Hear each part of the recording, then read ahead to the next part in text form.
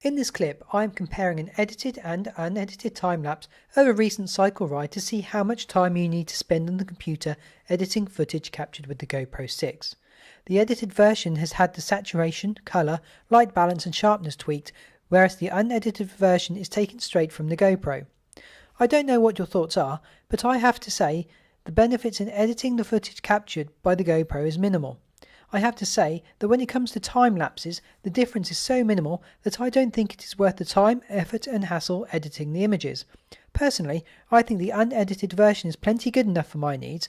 What do you think? Check out the rest of the clip and let me know your thoughts and comments.